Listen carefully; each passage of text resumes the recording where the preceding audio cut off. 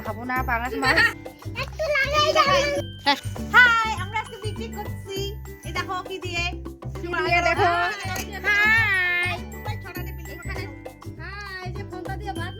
আমরা সবজি কাটতেছি, কবি ঘন্ট হবে মাছের মাথা দিয়ে, বড় মাছে, তাই বলি এটাই ভাবো না পাঙাশ মাছ।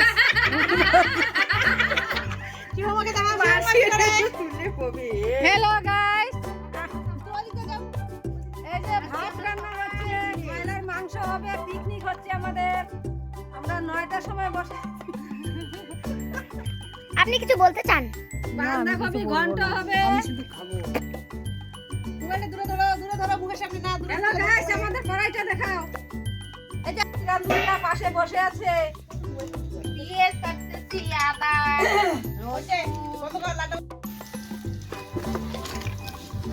আজকে পিকনিকে রাঁধুনি আমাদের শিবমের মা। দেখো এখন কি এটা কি হবে গো? শিবমের মা কি বসাবো এখন? বাঁধাকপি ঘন্ট। ও বাঁধাকপির ঘন্ট রান্না হবে। দেখো পাতা, জিরা, পেঁয়াজ ফোড়ন দিছি। এটা হলো এবছরের তৃতীয় পিকনিক, অর্থাৎ তৃতীয় দিনের পিকনিক। সত্যি খুবই ভালো লাগছে। এর আগে ডিম দিয়ে খেয়েছি, শুটকি মাছ দিয়ে খেয়েছি, মাছ মাংস দুটো দিয়েই খেয়েছি, আজকে আবার খাচ্ছি।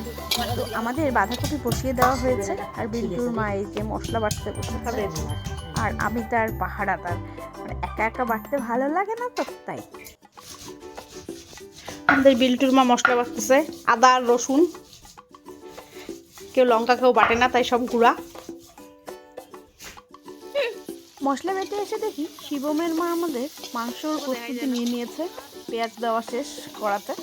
আর এখন আমাদের মাংস রান্না হবে। তো মাংসটা শিবমের মা আর বিল্টুর মা দুজন মিলেই রান্না করবে। আমি রান্না করতে খুব একটা ভালোবাসি না, তাই ওরাই রান্না করবে আর রাত্রে আমি খাবো। তো দেখতে দেখতে আমাদের মাংসের তরকারি মোটামুটি হয়ে গেছে, আর এদিকে ওদের কষিয়ে দেওয়া হয়েছে।